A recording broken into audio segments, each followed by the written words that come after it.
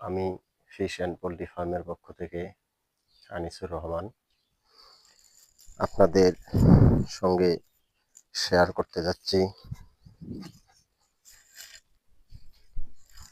তা হলো এই যে পুকুর,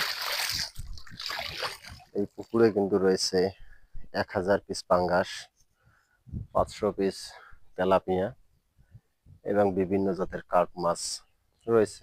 মোটামুটি দীর্ঘ 2 মাস ধরে আমি এদের পালন করতেছি, সেটা বাহিরের খাদ্য ছাড়াই।